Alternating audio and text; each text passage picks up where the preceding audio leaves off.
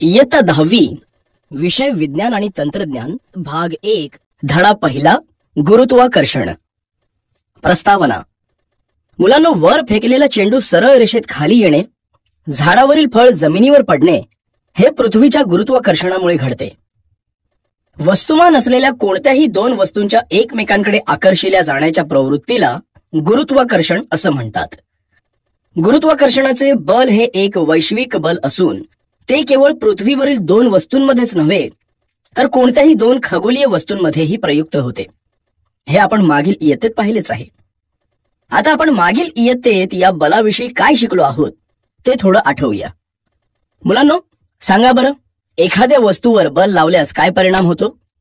Sir, चेंडूला लात मारल्यास तो वेगाने एका जागेवरून दुसऱ्या जागेवर जातो. तसेच रबरी चेंडू दाबला असता त्याचा आकार बदलतो. बरोबर. यावरून आपल्या लक्षात येतं की स्थिर वस्तू गतिमान होऊ शकते. म्हणजेच जमिनीवरील स्थिर असलेल्या चेंडूला धक्का मारल्यास तो गतिमान होतो. तसेच आपण गतिमान वस्तू देखील बल वापरून स्थिर करू शकतो. म्हणजेच आपण आपली रस्त्यावर धावणारी गाडी किंवा सायकल ब्रेक लावून थांबवू शकतो. रबरी चेंडू बल वापरून दाबला असता त्याचा आकार बदलतो. म्हणजेच बलाचा वापर केला असता वस्तूचा आकार तसेच वस्तूचे आकारमान यांमध्ये बदल होऊ शकतो. मुलांना, आपण वस्तूंची चाल व गतीची दिशा दोन्ही बदलू शकतो. याचंच उदाहरण म्हणजे जेव्हा क्रिकेट खेळताना गोलंदाजाने टाकलेला चेंडू फलंदाजाने मारला तर चेंडूची चाल व गतीची दिशा दोन्ही बदलतात. आता तुम्हाला प्रश्न पडला असेल की वस्तूची चाल बदलणं म्हणजे काय? तर एकक कालावधीत वस्तूने पार केलेल्या अंतरास त्या वस्तूची चाल असं म्हणतात. चाल ही अंतराशी संबंधित असते. वस्तूची चाल बदलणे म्हणजे जेव्हा आपण गतिमान सायकलचे ब्रेक दाबतो तेव्हा तिचा वेग कमी होतो. सांगा बरं, तुम्हाला बलाचे कोणकोणते प्रकार माहिती आहेत? सर, गुरुत्वीय बल, विद्युत चुंबकीय बल हे बलाचे प्रकार आहेत. छान. तसेच अणुकेंद्रकीय बल हा देखील बलाचा एक प्रकार आहे. पृथ्वीचे गुरुत्वाकर्षण हे गुरुत्वीय बलाचे उदाहरण आहे. तर दोन गतिमान विद्युत प्रभारांमधील बल हे चुंबकीय बलाचे उदाहरण आहे. तसेच अणुकेंद्रकातील प्रोटॉन्स व न्यूट्रॉन्स यांच्यामधील बल हे अणुकेंद्रकीय बलाचे उदाहरण आहे. तुम्हाला गुरुत्वाकर्षण बलाविषयी काय माहित आहे ते सांगा. सर, गुरुत्वाकर्षण बल हे वैश्विक बल आहे. म्हणजेच ते कोणत्याही दोन वस्तूंमध्ये प्रयुक्त होते. अगदी बरोबर. तर मुलांनो, आता आपण या गुरुत्वाकर्षण बलाचा शोध कसा लागला ते जाणून घेऊ. गुरुत्वाकर्षण. गुरुत्वाकर्षणाचा शोध सर आयझॅक न्यूटन यांनी लावला. ते एकदा सफरचंदाच्या झाडाखाली बसलेले असताना एक सफरचंद झाडावरून सरळ रेषेत खाली जमिनीवर पडताना त्यांना दिसलं. तेव्हा त्यांना प्रश्न पडला की झाडावरील सफरचंद हे सरळ रेषेत म्हणजेच क्षितिज लंब दिशेनेच खाली का पडतात? तिरकी का पडत नाहीत किंवा क्षितिज समान रेषेत का जात नाहीत?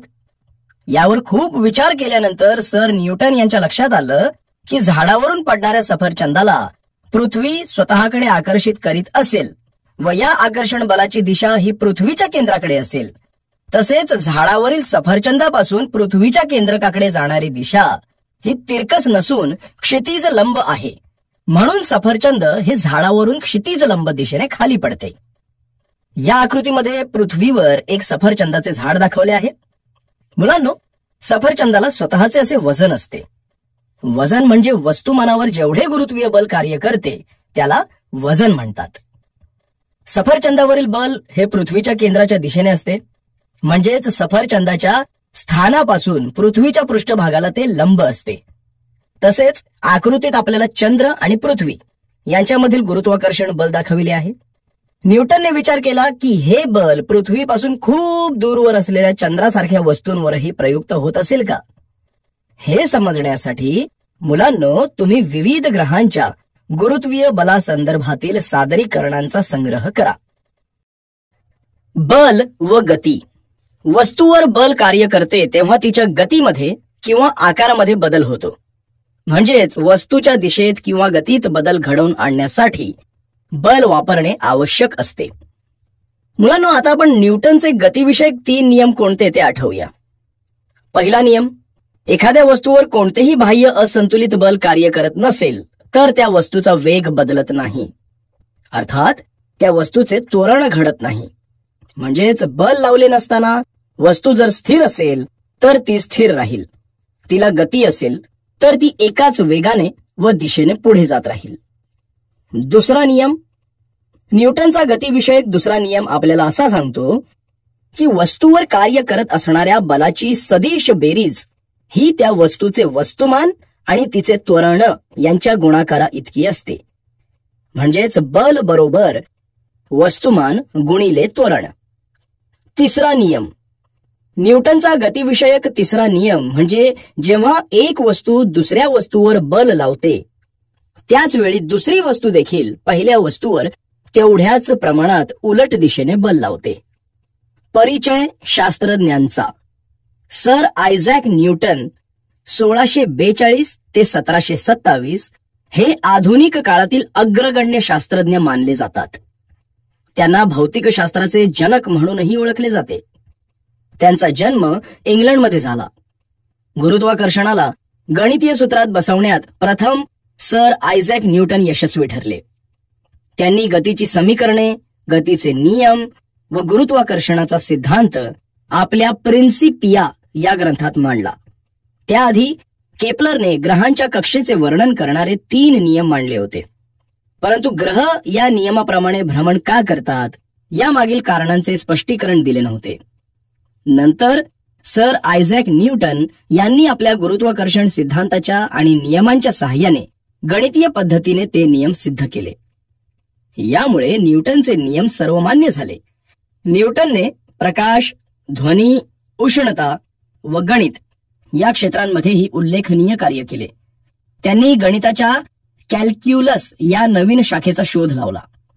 या शाखेचा गणितात व भौतिकशास्त्रातही मोठ्या प्रमाणात उपयोग होतो. न्यूटन हे परावर्तक दुर्बीण तयार करणारे पहिले शास्त्रज्ञ होते. वर्तुळाकार गती व अभिकेंद्री बल. मुलांनो, वर्तुळाकार गती समजण्यासाठी आपण एक कृती करूया. प्रथम एक दोरी घ्या, तिच्या एका टोकाला दगड बांधा आणि दोरीचे दुसरे टोक हातात धरा. आता दोरीला बांधलेला दगड गोल फिरवा, जेणेकरून तो दगड एका वर्तुळावरून फिरेल. मुलांनो, ही कृती करत असताना आपण या दगडावर काही बल प्रयुक्त करत आहोत का? सर, दगड फिरवण्यासाठी आपण बल लावत आहोत. बरोबर. त्याची दिशा कोणती असेल? आणि जर आपण हे बल प्रयुक्त केले नाही तर काय होईल? असे केल्यास दगडावर काय प्रभाव पडेल? असे वेगवेगळे प्रश्न आपल्या मनात येतात. तर मुलांनो, जोपर्यंत आपण दोरीला धरून ठेवले आहे तोपर्यंत त्या दगडाला आपण आपल्याकडे खेचतो, म्हणजेच वर्तुळाच्या केंद्राकडे खेचतो. याचाच अर्थ असा होतो की आपण दगडावर कक्षेच्या दिशेने बल प्रयुक्त करत आहोत. जर दोरी सोडून दिली तर आपण दगडावर लावलेले बल संपुष्टात येईल आणि त्या क्षणी वर्तुळावरील दगडाच्या स्थानाशी असणाऱ्या स्पर्शिकेच्या दिशेने दगड फेकला जाईल, कारण त्या क्षणी ती दगडाच्या वेगाची दिशा असते. यापूर्वीही आपण एक अशी कृती केली होती, ती तुम्हाला आठवत असेल. त्यात एका गोल फिरणाऱ्या चकतीवर 5 रुपयांचे नाणे ठेवले होते. ते देखील स्पर्शिकेच्या दिशेने फेकले गेले होते. यावरून आपल्या असं लक्षात येतं की वर्तुळाकार कक्षेत फिरणाऱ्या कोणत्याही वस्तूवर वर्तुळाच्या केंद्राच्या दिशेने बल प्रयुक्त होत असते. या बलास अभिकेंद्री बल असं म्हणतात. म्हणजेच या बलामुळे वस्तू केंद्राकडे आकर्षित होते. पृथ्वीचा नैसर्गिक उपग्रह असलेला चंद्र हा पृथ्वीभोवती एका विशिष्ट कक्षेत परिभ्रमण करतो, हे आपल्याला माहीतच आहे. चंद्र पृथ्वीभोवती म्हणजेच आपण वर केलेल्या कृतीप्रमाणे त्याच्यावर देखील बल प्रयुक्त होत असेल का? या बलाची दिशा कोणती असेल? जर हे बल चंद्रावर प्रयुक्त झाले नसते तर चंद्राची गती कशी राहिली असती? आपल्या सौर मालेतील ग्रह असेच परिभ्रमण करतात का? त्यावरही असेच बल प्रयुक्त होत असेल का? त्यांची दिशा कोणती असेल? आपण ज्यावेळी दोरीला दगड बांधून कृती केली होती त्यावेळी असेच प्रश्न निर्माण झाले होते. दगड दोरीला बांधून केलेल्या कृतीवरून आपल्या असं लक्षात येतं की चंद्राला पृथ्वीभोवती कक्षेत फिरण्यासाठी बल प्रयुक्त होणे आवश्यक असते. तसेच चंद्रावर हे बल पृथ्वी प्रयुक्त करते आणि चंद्राला स्वतःकडे आकर्षित करते. त्याचप्रमाणे सूर्य देखील पृथ्वीसह सर्व ग्रहांना स्वतःकडे आकर्षित करत असणार. केपलरचे नियम. प्राचीन काळापासून मानव ग्रहांच्या स्थितीचे निरीक्षण करत आलेला आहे. गॅलिलिओच्या आधी ही निरीक्षणे डोळ्याने केली जात होती. 16व्या शतकापर्यंत ग्रहांच्या स्थिती व गतीविषयक बरीच माहिती उपलब्ध झालेली होती. या सर्व माहितीचा अभ्यास योहानस केपलर नामक जर्मन शास्त्रज्ञाने केला. योहानस केपलर यांचा जन्म 21 डिसेंबर 1571 मध्ये जर्मनीच्या स्टटगार्ट नावाच्या गावात झाला होता. ते एक जर्मन खगोलशास्त्रज्ञ व गणितज्ञ होते. सन 1600 मध्ये ते प्राग मधील टायको ब्राहे या प्रसिद्ध खगोलशास्त्रज्ञाचे मदतनीस म्हणून कार्य करू लागले. सन 1601 मध्ये टायको ब्राहे यांचा आकस्मिक मृत्यू झाला. त्यानंतर केपलर यांना त्यांचा उत्तराधिकारी म्हणून नियुक्त करण्यात आले. टायको ब्राहे यांनी केलेल्या ग्रहांच्या स्थानांची निरीक्षणे वापरून केपलर यांनी ग्रहांच्या गतीचे नियम शोधून काढले. केपलर यांनी खगोलशास्त्रावर विविध पुस्तके लिहिली. त्यांचे कार्य व शोध पुढे न्यूटन यांना त्यांच्या गुरुत्वाकर्षणाच्या नियमाच्या शोधात उपयोगी पडले. केपलर यांनी केलेल्या अभ्यासात असे आढळून आले की ग्रहांच्या गतीला काही विशिष्ट नियम आहेत. त्यांनी ग्रहांच्या गतीविषयक 3 नियम मांडले. ते नियम पुढील प्रमाणे आहेत. केपलरचा पहिला नियम. ग्रहाची कक्षा ही लंब वर्तुळाकार असून सूर्य त्या कक्षेच्या एका नाभीवर असतो. या आकृतीमध्ये दाखविल्याप्रमाणे ग्रह हे सूर्याभोवती लंब वर्तुळाकार परिभ्रमण करत आहेत आणि एस हा बिंदू सूर्याची स्थिती दर्शवित आहे. केपलरचा दुसरा नियम. ग्रहाला सूर्याशी जोडणारी सरळ रेषा ही समान कालावधीत समान क्षेत्रफळ व्यापन करते. या आकृतीत दाखवल्याप्रमाणे ए बी व सी डी ही ग्रहांनी समान कालावधीत पार केलेली अंतरे आहेत. म्हणजेच या समान कालावधीत ए व सी पासून असलेले ग्रहाचे स्थान क्रमशः बी व डी ने दाखवले आहे. एएस व सीएस या रेषांनी एका कालावधीत समान क्षेत्रफळ व्यापलेली आहेत. ती म्हणजे एएसबी व सीएसडी ही क्षेत्रफळे असून ती समान आहेत. केपलरचा तिसरा नियम. सूर्याची परिक्रमा करणाऱ्या ग्रहाच्या आवर्त कालाचा वर्ग हा ग्रहाच्या सूर्यापासूनच्या सरासरी अंतराच्या घनाला समानुपाती असतो. म्हणजे ग्रहाचा आवर्तकाल हा टी आणि सूर्यापासून त्याचे सरासरी अंतर आर असेल तर टीचा वर्ग हा आरच्या घनाशी समानुपाती आहे. केपलरचे हे नियम केवळ नियमितपणे निरीक्षणे करून मापन केलेल्या ग्रहांच्या स्थानांवरून त्याने शोधून काढले आहे. परंतु ग्रह या नियमांचे पालन का करतात त्यांना माहीत नव्हते. मुलांनो, वरील आकृतीमध्ये ESF हे क्षेत्रफळ ASB एवढे असल्यास EF बद्दल काय सांगता येईल? त्या ग्रहाला ई पासून एफ पर्यंत लागणारा कालावधी बरोबर ए पासून बी पर्यंत लागणारा कालावधी होय. बरोबर. लंबवर्तुळ. लंबवर्तुळ हा वर्तुळाचाच एक प्रकार असून लंबवर्तुळाच्या 2 बाजू निमुळत्या आणि 2 बाजू फुगीर असतात. एखाद्या शंकूला एका प्रतलाने तिरके छेदले असता जी आकृती तयार होते तिला लंबवर्तुळ म्हणतात. यालाच प्रतलीय लंबवृत्त असेही म्हणतात. आता या आकृतीत पहा. लंबवर्तुळाला 2 नाभिबिंदू असतात. या 2 नाभिबिंदूपासूनच्या वृत्तावरील कोणत्याही बिंदूच्या अंतराची बेरीज एक समान असते. या आकृतीत F1 व F2 हे 2 नाभिबिंदू आहेत. A, B, C हे परिघावरील बिंदू आहेत. AF1 अधिक AF2 बरोबर BF1 अधिक BF2 बरोबर CF1 अधिक CF2. कारण 2 नाभिबिंदूपासूनच्या वृत्तावरील बिंदूंच्या अंतराची बेरीज समान असते. न्यूटनचा वैश्विक गुरुत्वाकर्षणाचा सिद्धांत. न्यूटनच्या गुरुत्वाकर्षणाच्या सिद्धांतावरील सर्व निरीक्षणे व केपलरचे नियम यांचा अभ्यास करून न्यूटनने त्याचा वैश्विक गुरुत्वाकर्षणाचा सिद्धांत मांडला. सिद्धांत. विश्वातील प्रत्येक वस्तू इतर प्रत्येक वस्तूला ठराविक बलाने आकर्षित करत असते. हे बल एकमेकांना आकर्षित करणाऱ्या वस्तूच्या वस्तुमानाच्या गुणाकाराशी समानुपाती आणि त्यामधील अंतराच्या वर्गाशी व्यस्तानुपाती असते. हा सामान्य भौतिक नियम न्यूटनने प्रायोगिक निरीक्षणांनी केलेल्या प्रतिस्थापनेने बनविला आहे. या आकृतीमध्ये दाखवल्याप्रमाणे M1 व M2 वस्तुमान असलेल्या दोन वस्तू दाखवल्या आहेत. D हे त्यांच्यामधील अंतर आहे. या दोन वस्तूंमधील गुरुत्वीय आकर्षण बल F आहे. न्यूटनचा गणितीय भाषेतील गुरुत्वाकर्षणाचा सिद्धांत खालीलप्रमाणे आहे. F अल्फा M1 M2 छेद D2 म्हणजेच F बरोबर G गुणिले M1 M2 छेद D2.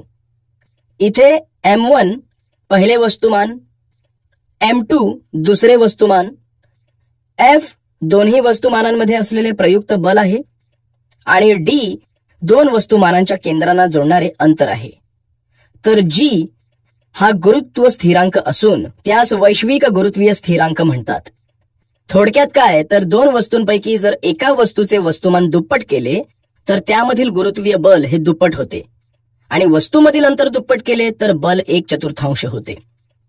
या सिद्धांतात दोन्ही वस्तू गोलाकृती असतील तर त्यांच्यामधले बल हे त्यांच्या केंद्रांना जोडणाऱ्या सरळ रेषेत असते व त्या केंद्रांना जोडणाऱ्या रेषाखंडाची लांबी ही त्यांच्यामधील अंतर म्हणून धरली जाते. जर त्या वस्तू गोल व नियमित आकाराच्या नसतील तर त्यांच्यामधील बल हे वस्तुमान केंद्रांना जोडणाऱ्या रेषाखंडाच्या दिशेत असते व D साठी त्या रेषाखंडाची लांबी घेतली जाते. समीकरण 2 वरून असे दिसून येते की G चे मूल्य हे एकक वस्तुमान असलेल्या व एकमेकांपासून एकक अंतरावर स्थित असलेल्या दोन वस्तूंमधील गुरुत्वीय बल मोजल्यास आपल्याला मिळते. म्हणजेच SI एकक प्रणालीत G चे मूल्य 2 1 किलोग्रॅम वस्तुमान असलेल्या व एकमेकांपासून 1 मीटर अंतरावर असलेल्या वस्तूंमधील गुरुत्वीय बलाच्या मूल्या एवढे असते. तर मग आता आपण हे सिद्ध करूया की SI प्रणालीत G चे एकक न्यूटन मीटर वर्ग प्रति किलोग्रॅम वर्ग का आहे. तर पहा मुलांनो, इथे गुरुत्वाकर्षणाचा नियम वापरावा लागेल. न्यूटनच्या गुरुत्वाकर्षणाच्या नियमानुसार F बरोबर G गुणिले M1 M2 छेद R2. इथे M1 बरोबर पहिले वस्तुमान, M2 बरोबर दुसरे वस्तुमान, R बरोबर वस्तूंमधील अंतर, G बरोबर गुरुत्व स्थिरांक आहे. वरील सूत्रावरून G बरोबर FR2 छेद M1 M2. बलाचे SI एकक न्यूटन, अंतराचे SI एकक मीटर, वस्तुमानाचे SI एकक किलोग्रॅम.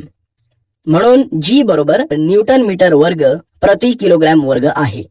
म्हणून गुरुत्व स्थिरांकाचे SI एकक बरोबर न्यूटन मीटर वर्ग प्रति किलोग्रॅम वर्ग आहे. G चे मूल्य सर्वप्रथम हेनरी कॅव्हेंडिश या शास्त्रज्ञाने प्रयोग करून मोजले. SI एकक प्रणालीत ते 6.673 गुणिले 10⁻11 न्यूटन मीटर वर्ग प्रति किलोग्रॅम वर्ग आहे. एक समान वर्तुळाकार गती अभिकेंद्री बलाचे परिणाम. मुलांनो, न्यूटनने गुरुत्वाकर्षणाचा नियम सांगताना केपलरच्या तिसऱ्या नियमांची मदत घेतली आहे. कारण गुरुत्वाकर्षणाचा नियम सांगताना न्यूटनने सांगितले आहे की बल हे अंतराच्या वर्गाच्या व्यस्त प्रमाणात असते. पण ते कसे असते ते आता पाहूया. केपलरचा तिसरा नियम तुमच्यापैकी कोण सांगेल बरं? सर, मी सांगतो. सूर्याची परिक्रमा करणाऱ्या ग्रहाच्या आवर्तकालाचा वर्ग हा ग्रहाच्या सूर्यापासूनच्या सरासरी अंतराच्या घनाला समानुपाती असतो. अगदी बरोबर. समजा एक वस्तू एक समान वर्तुळाकार गतीने फिरत आहे. त्यावेळी गतिमान असलेल्या वस्तूवर केंद्राकडे निर्देशित अभिकेंद्री बल प्रयुक्त होत असते. हे आपण पाहिलेच आहे. त्यावेळी या वस्तूचे वस्तुमान M ने, कक्षेची त्रिज्या R ने व वस्तूची चाल V ने दर्शवली तर बलाचे परिणाम mv वर्ग छेद R एवढे असते. हे आपल्याला गणिती क्रियांद्वारे दाखवता येते. जर एक ग्रह वर्तुळाकार कक्षेत सूर्याची परिक्रमा करत असेल तर त्यावर सूर्याच्या दिशेने प्रयुक्त होणारे अभिकेंद्री बल हे बल बरोबर वस्तुमान गुणिले चाल वर्ग छेद कक्षेची त्रिज्या असले पाहिजे.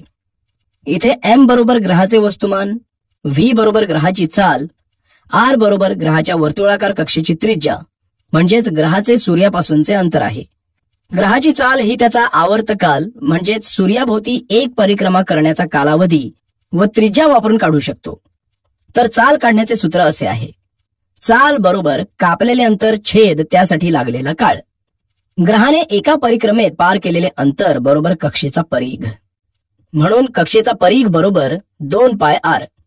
2πr हे वर्तुळाच्या परीघाचे सूत्र आहे. r बरोबर सूर्यापासूनचे अंतर, त्यासाठी लागलेला वेळ बरोबर आवर्तकाल बरोबर t आहे. म्हणून चाल बरोबर कक्षेचा परीघ छेद आवर्तकाल बरोबर 2πr छेद t. म्हणून f बरोबर mv वर्ग छेद r बरोबर m 2πr छेद t कंसाचा वर्ग छेद r बरोबर m 4π वर्ग r वर्ग छेद t वर्ग छेद r बरोबर 4m पाय वर्ग r वर्ग छेद t वर्ग छेद r. r वर्ग छेद r बरोबर r. म्हणून f बरोबर 4m पाय वर्ग r छेद t वर्ग.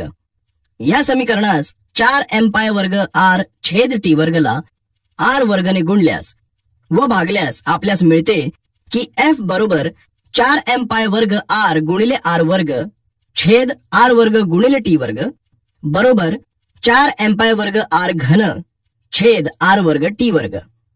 f बरोबर 4m पाय वर्ग छेद r वर्ग r घन छेद t वर्ग. केपलरच्या तिसऱ्या नियमानुसार t वर्ग छेद r घन बरोबर k हे स्थिर असते. म्हणून f बरोबर 4m पाय वर्ग छेद r वर्ग k. पण 4m पाय वर्ग छेद k बरोबर स्थिर आहे. म्हणून अभिकेंद्री बल हे अंतराच्या वर्गाच्या व्यस्तानुपाती आहे.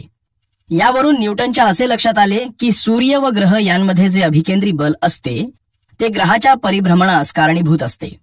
ते त्यांच्यामधील अंतराच्या वर्गाच्या व्यस्त प्रमाणात असते. यावरून न्यूटनने असा निष्कर्ष काढला की हेच ते गुरुत्वीय बल असून ते अंतराच्या वर्गाच्या व्यस्त प्रमाणात असते. मुलांनो, गुरुत्वाकर्षणाचे बल निसर्गात सर्वत्र असून ते इतर बलाच्या तुलनेत अत्यंत क्षीण असते. परंतु हे बल संपूर्ण विश्वाचे नियंत्रण करते आणि विश्वाचे भवितव्य निश्चित करते. ग्रह, तारे व विश्वातील इतर घटक यांच्या प्रचंड वस्तुमानांमुळेच हे शक्य होते. बरं, मग आता मला सांगा, टेबलावरील 2 वस्तूंमध्ये व तुमच्या शेजारी बसलेल्या तुमच्या मित्रामध्ये गुरुत्वीय बल असेल का? जर असेल तर तुम्ही दोघे एकमेकांकडे सरकले का जात नाही? सर, टेबलावरील 2 वस्तूंमध्ये व आम्ही व आमच्या शेजारी बसलेल्या आमच्या मित्रामध्ये गुरुत्वीय बल असेल. बरोबर आहे, तिथे गुरुत्वीय बल असेल, परंतु तुम्ही दोघे एकमेकांकडे सरकले जाणार नाही. कारण वस्तू व टेबल यांमधील घर्षण बलामुळे 2 वस्तू एकमेकांकडे सरकल्या जात नाहीत. तसेच तुम्ही व जमीन यांमधील घर्षण बलामुळेही तुम्ही दोघे एकमेकांकडे सरकले जाणार नाहीत. सोडविलेली उदाहरणे. उदाहरण 1. महेंद्र व विराट एकमेकांपासून 1 मीटर अंतरावर बसलेत. त्यांची वस्तुमाने अनुक्रमे 75 किलोग्रॅम व 80 किलोग्रॅम आहेत. त्यांच्यामधील गुरुत्वीय बल किती आहे? दिलेली माहिती. महेंद्र व विराट यांमधील अंतर बरोबर r बरोबर 1 मीटर. महेंद्राचे वस्तुमान बरोबर m1 बरोबर 75 किलोग्रॅम. विराटचे वस्तुमान बरोबर m2 बरोबर 80 किलोग्रॅम. गुरुत्वीय स्थिरांक बरोबर g बरोबर 6.67 गुणिले 10⁻11 घात न्यूटन मीटर वर्ग प्रति किलोग्रॅम वर्ग. न्यूटनच्या सिद्धांतानुसार f बरोबर gm1m2 छेद r वर्ग म्हणजेच बल बरोबर गुरुत्वीय स्थिरांक गुणिले महेंद्राचे वस्तुमान गुणिले विराटचे वस्तुमान छेद महेंद्र व विराट यांमधील अंतर बरोबर 6.67 गुणिले 10⁻11 घात गुणिले 75 गुणिले 80 छेद 1 वर्ग न्यूटन बरोबर 6.67 गुणिले 10⁻11 घात गुणिले 6000 छेद 1 न्यूटन बरोबर 6.67 गुणिले 6000 गुणिले 10⁻11 घात न्यूटन बरोबर 40,020 गुणिले 10⁻11 घात न्यूटन. इथे 10⁻11 घातचे अवयव पाडू. म्हणून 10⁻11 घात बरोबर 10⁻7 घात गुणिले 10⁻4 घात बरोबर 40,020 छेद 10⁻4 घात गुणिले 10⁻7 घात बरोबर 40,020 छेद 10,000 गुणिले 10⁻⁷ बरोबर 4.002 गुणिले 10⁻⁷. म्हणून बल बरोबर 4.002 गुणिले 10⁻⁷ न्यूटन. म्हणून महेंद्र व विराट यांमधील गुरुत्वीय बल 4.002 गुणिले 10⁻⁷ न्यूटन इतके असेल. हे बल नगण्य आहे, म्हणजे हे बल इतर बलाच्या तुलनेत क्षीण आहे हे आपल्याला माहितीये. जर महेंद्र व ज्या बाकावर तो बसलाय त्यामधील घर्षण बल 0 असेल तर महेंद्र विराटकडे सरकू शकेल का? सर, या गुरुत्वीय बलामुळे महेंद्र विराटकडे सरकू शकेल. अगदी बरोबर. तर मग त्याचे त्वरण व सरकण्याचा वेग न्यूटनची गतिविषयक समीकरणे वापरून तुम्ही काढू शकता. उदाहरण 2. मागील उदाहरणात महेंद्रचा बाक घर्षणरहित असेल तर विराम अवस्थेतून सुरू झाल्यावर 1 सेकंदानंतर महेंद्रचा विराटकडे सरकण्याचा वेग किती असेल? तो वेग कालानुसार बदलेल का व कसा? दिलेली माहिती: महेंद्रावरील प्रयुक्त बल बरोबर F बरोबर 4.002 गुणिले 10⁻⁷ न्यूटन आहे. महेंद्रचे वस्तुमान बरोबर M बरोबर 75 किलोग्रॅम. न्यूटनच्या गतिविषयक दुसऱ्या नियमाप्रमाणे, जो आपल्याला असे सांगतो की वस्तूवर कार्य करत असणाऱ्या बलाची सदिश बेरीज ही त्या वस्तूचे वस्तुमान आणि तिचे त्वरण यांच्या गुणाकारा इतकी असते. म्हणजेच महेंद्रावरील बलामुळे त्याचे होणारे त्वरण बरोबर A आहे. बल F बरोबर वस्तुमान M गुणिले त्वरण A. त्वरण बरोबर बल छेद वस्तुमान बरोबर 4.002 गुणिले 10⁻⁷ छेद 75 बरोबर 0.0534 गुणिले 10⁻⁷ बरोबर 5.34 गुणिले 10⁻² गुणिले 10⁻⁷ बरोबर 5.34 गुणिले 10⁻⁹. म्हणून त्वरण बरोबर 5.34 गुणिले 10⁻⁹ मीटर प्रति सेकंद वर्ग. आता आपण विराम अवस्थेतून सुरू झाल्यावर 1 सेकंदानंतर महेंद्राचा विराटकडे सरकण्याचा वेग काढूया. यासाठी आपल्याला न्यूटनचे गतिविषयक पहिले समीकरण वापरावे लागेल. या समीकरणाप्रमाणे वेग बरोबर सुरुवातीचा वेग अधिक त्वरण गुणिले वेळ. इथे v बरोबर वेग बरोबर किती? a बरोबर त्वरण बरोबर 5.34 गुणिले 10⁻⁹ मीटर प्रति सेकंद वर्ग. t बरोबर वेळ बरोबर 1 सेकंद. u बरोबर सुरुवातीचा वेग बरोबर 0, कारण सुरुवातीला महेंद्र बाकावर बसलेला असल्यामुळे त्याचा सुरुवातीचा वेग 0 असेल तेव्हा त्याचा बाक घर्षण रहित होता. v बरोबर 0 अधिक 5.34 गुणिले 10⁻⁹ गुणिले 1 मीटर प्रति सेकंद बरोबर 0 अधिक 5.34 गुणिले 10⁻⁹. v बरोबर 5.34 गुणिले 10⁻⁹ मीटर प्रति सेकंद. महेंद्राचा विराटकडे 1 सेकंदानंतर सरकण्याचा वेग बरोबर 5.34 गुणिले 10⁻⁹ मीटर प्रति सेकंद आहे. इथे त्वरण आणि महेंद्रचा 1 सेकंदानंतरचा वेग सारखा आहे हे तुमच्या लक्षात आलेच असेल. हा अतिशय संथ वेग असून घर्षण रहित आहे. यावरून असे समजते की जसे त्वरण वाढत जाईल तसेच कालानुसार महेंद्र विराटच्या जवळ सरकल्यामुळे त्यांच्यातील अंतर कमी होत जाईल. म्हणजेच गुरुत्वाकर्षणाच्या नियमाप्रमाणे गुरुत्वीय बल वाढत जाईल व त्यामुळे न्यूटनच्या दुसऱ्या नियमात सांगितल्याप्रमाणे त्वरणही वाढत जाईल. उदाहरण 3. आता जरा डोके चालवून मला सांगा, उदाहरण 2 मध्ये महेंद्रचे त्वरण स्थिर धरल्यास वेगानुसार त्याला विराटकडे 1 सेंटीमीटर सरकण्यासाठी किती वेळ लागेल? नाही माहित? बरं, मीच सांगतो. इथे सुरुवातीचा वेग बरोबर u बरोबर o आहे.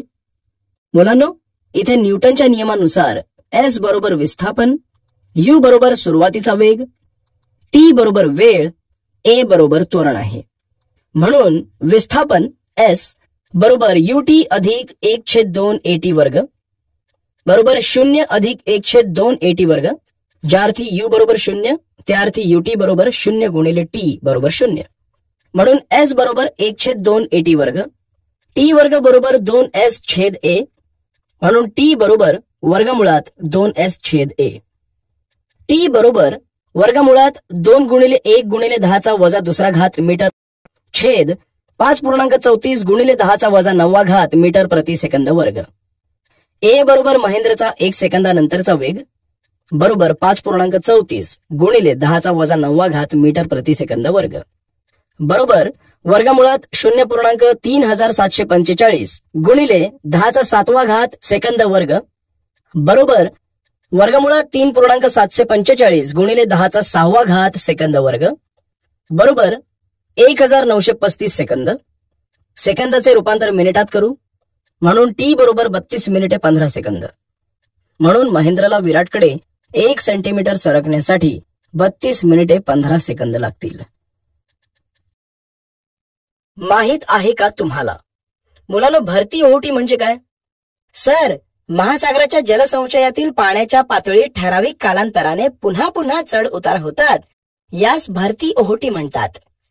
यावरून असे लक्षात येते की समुद्रात होणाऱ्या भरती ओहोटीची तुम्हाला माहिती आहे. मुलांनो, चंद्र व सूर्य यांच्या गुरुत्वाकर्षणाच्या परिणामांमुळे पृथ्वीवरील महासागरासारख्या मोठ्या जलसंचयातील पाण्याच्या पातळीत ठराविक कालांतराने पुन्हा पुन्हा चढ उतार होतात. म्हणजेच समुद्रास भरती ओहोटी येते. एक किनाऱ्यावरील समुद्राच्या पाण्याची पातळी दिवसातून नियमित कालावधीने 2 वेळा वाढते व कमी होते. म्हणजेच समुद्रास दिवसाकाठी 2 वेळा भरती व 2 वेळा ओहोटी येते. वेगवेगळ्या स्थानांवर भरती व ओहोटीची वेळ वेगवेगळी असते. आता तुम्हाला प्रश्न पडला असेल की ही वेळ वेगवेगळी का असते? कारण भरती ओहोटी घडविण्यास जरी सूर्य कारणीभूत असला तरी चंद्र हाच जास्त प्रभावी ठरतो. समुद्राच्या पाण्याची पातळी ही चंद्राच्या गुरुत्वीय आकर्षणामुळे बदलते. चंद्र हा वेगवेगळ्या ठिकाणी वेगवेगळ्या वेळेला उगवतो. म्हणूनच वेगवेगळ्या स्थानांवर भरती ओहोटीची वेळ वेगवेगळी असते. चंद्राच्या या गुरुत्वाकर्षणाच्या बलामुळे चंद्राच्या ज्या दिशेला पाणी असते तिथे फुगवटा तयार होतो. त्यामुळे त्या स्थानावर भरती येते आणि या आकृतीत दाखवल्याप्रमाणे 90° कोन असलेल्या पृथ्वीवरील स्थानांवर पाण्याची पातळी कमी होते आणि ओहोटी येते. पृथ्वीचे गुरुत्वीय बल. मुलांनो, एखादा दगड किंवा चेंडू आपण वर फेकला तर काय होते? सर, वरच्या दिशेने फेकलेला चेंडू किंवा दगड ठराविक अंतरापर्यंत वर जाऊन सरळ दिशेने खाली म्हणजेच जमिनीवर पडतो. बरोबर आहे. पण क्षितिज लंब दिशेत वर फेकलेला दगड खालीच का पडतो? या दगडाचा वेग एक समान असेल का? की तो कालानुसार बदलेल? बदलला तर कशा प्रकारे बदलेल? तो दगड सतत वर का जात नाही? ठराविक उंचीवर जाऊन तो परत खाली काय येतो? त्याची कमाल उंची कशावर अवलंबून असते? असे अनेक प्रश्न आपल्या मनात येतात. बरोबर ना? हो सर. हे सगळे पृथ्वीच्या गुरुत्वीय बलामुळे घडते. आता आपण ते कसे घडते हे पाहूया. पृथ्वीवरील कोणत्याही वस्तूवर कार्य करणारी व तिला पृथ्वीच्या मध्याकडे खेचणारी प्रेरणा म्हणजे पृथ्वीची गुरुत्वीय प्रेरणा होय. म्हणजेच पृथ्वी सर्व वस्तूंना गुरुत्वीय बलाने तिच्याकडे आकर्षित करते. पृथ्वीचे वस्तुमान केंद्र तिच्या केंद्रबिंदूत असते. म्हणून कोणत्याही वस्तूवरील पृथ्वीचे गुरुत्वीय बल हे पृथ्वीच्या केंद्राच्या दिशेने असते आणि म्हणूनच या बलामुळे वस्तू पृथ्वीच्या केंद्राकडे म्हणजेच क्षितिजलंब दिशेत सरळ खाली पडते. तसेच आपण जेव्हा एखादा दगड किंवा चेंडू क्षितिजलंब दिशेत सरळ वर फेकतो तेव्हा हे बल त्याला खाली खेचत असते व त्याचा वेग कमी होतो. सतत प्रयुक्त होत असलेल्या या गुरुत्वीय बलामुळे दगडाचा किंवा चेंडूचा वेग काही काळाने 0 होतो आणि त्याच बलामुळे दगड खाली जमिनीवर म्हणजेच पृथ्वीच्या केंद्राकडे येऊ लागतो. सोडविलेली उदाहरणे. उदाहरण 1. मागील उदाहरणातील महेंद्रावरील पृथ्वीच्या गुरुत्वीय बलाचे परिणाम काढा. मागील उदाहरणात महेंद्र व विराट एकमेकांपासून 1 मीटर अंतरावर बसलेत. त्यांची वस्तुमाने अनुक्रमे 75 किलोग्रॅम व 80 किलोग्रॅम आहेत. दिलेली माहिती. पृथ्वीचे वस्तुमान बरोबर M1 बरोबर 6 गुणिले 10⁻24 किलोग्रॅम. पृथ्वीची त्रिज्या R बरोबर 6.4 गुणिले 10⁻6. महेंद्राचे वस्तुमान बरोबर M2 बरोबर 75 किलोग्रॅम. पृथ्वीची त्रिज्या बरोबर R बरोबर 6.4 गुणिले 10⁻6 मीटर. गुरुत्वीय स्थिरांक बरोबर G बरोबर 6.67 गुणिले 10⁻11 न्यूटन मीटर वर्ग प्रति किलोग्रॅम वर्ग. टीप. मुलांनो, पृथ्वीचे वस्तुमान M1, पृथ्वीची त्रिज्या R आणि गुरुत्वीय स्थिरांक यांच्या किमती नेहमी लक्षात ठेवायच्या. त्या उदाहरणात दिलेल्या नसतील तरी तुम्ही पाठ करून लक्षात ठेवायच्या. आता आपण गुरुत्वीय बलाच्या सिद्धांताप्रमाणे महेंद्रावरील पृथ्वीचे गुरुत्वीय बल काढू. F बरोबर gm1m2 छेद r वर्ग. F बरोबर 6.67 गुणिले 10⁻11 गुणिले 75 गुणिले 6 गुणिले 10⁻24 छेद 6.4 गुणिले 10⁻6 कंसाचा वर्ग न्यूटन. F बरोबर 6.67 गुणिले 75 गुणिले 6 गुणिले 10⁻11 गुणिले 10⁻24 छेद 6.4 गुणिले 10⁻6 कंसाचा वर्ग. F बरोबर 500.25 गुणिले 6 गुणिले 10⁻13 छेद 40.96 गुणिले 10⁻12 बरोबर 3001.5 गुणिले 10⁻13 छेद 40.96 गुणिले 10⁻12 बरोबर 3001.5 गुणिले 10 छेद 40.96 बरोबर 30,015 छेद 40.96 बरोबर 733 न्यूटन. पृथ्वीच्या गुरुत्वीय बलाचे परिणाम 733 न्यूटन आहे. तसेच हे बल महेंद्र व विराट यांच्या दरम्यान असलेल्या गुरुत्वीय बलाच्या 1.83 गुणिले 10⁹ पट आहे. उदाहरण 2. विराम अवस्थेतून सुरू करून पृथ्वीच्या गुरुत्वीय बलामुळे उंचीवरून खाली पडत असल्यास 1 सेकंदानंतर महेंद्राचा वेग किती असेल? दिलेली माहिती. महेंद्राचा सुरुवातीचा वेग u बरोबर 0, त्यावरील गुरुत्वीय बल बरोबर F बरोबर 733 न्यूटन, महेंद्राचे वस्तुमान बरोबर m बरोबर 75 किलोग्रॅम, t बरोबर 1 सेकंद, महेंद्राचे त्वरण a बरोबर F छेद m बरोबर 733 छेद 75 मीटर प्रति सेकंद वर्ग बरोबर 9.77 मीटर प्रति सेकंद वर्ग. न्यूटनच्या पहिल्या समीकरणाप्रमाणे v बरोबर u अधिक at. इथे v बरोबर अंतिम वेग, u बरोबर सुरुवातीचा वेग, a बरोबर त्वरण आणि t बरोबर वेळ आहे. महेंद्राचा 1 सेकंदानंतर वेग v बरोबर 0 अधिक 9.77 गुणिले 1 बरोबर 9.77 मीटर प्रति सेकंद वर्ग. हा वेग आधीच्या महेंद्राच्या उदाहरणातील वेगाच्या 1.83 गुणिले 10⁹ पट आहे. जरा डोके चालवा. न्यूटनच्या सिद्धांताप्रमाणे प्रत्येक वस्तू इतर वस्तूला आकर्षित करते. म्हणजे पृथ्वी सफरचंदाला स्वतःकडे खेचते, तसेच सफरचंद ही पृथ्वीला तेवढ्याच बलाने स्वतःकडे खेचतो. मग सफरचंद पृथ्वीवर का पडते? पृथ्वी सफरचंदाकडे का सरकत नाही? तर मुलांनो, न्यूटनच्या सिद्धांताप्रमाणे प्रत्येक वस्तू इतर वस्तूला आकर्षित करते. म्हणजेच पृथ्वी सफरचंदाला स्वतःकडे खेचते, तसेच सफरचंदही पृथ्वीला तेवढ्याच बलाने स्वतःकडे खेचतो. पण सफरचंदाच्या विस्थापनाच्या परिणामाच्या मानाने पृथ्वीच्या विस्थापनाचे परिणाम नगण्य असते. तसेच पृथ्वीचे वस्तुमान हे सफरचंदाच्या वस्तुमानापेक्षा जास्त असते. म्हणजेच पृथ्वीच्या त्वरणाचे परिणाम सफरचंदाच्या त्वरणाच्या परिणामापेक्षा कमी असते.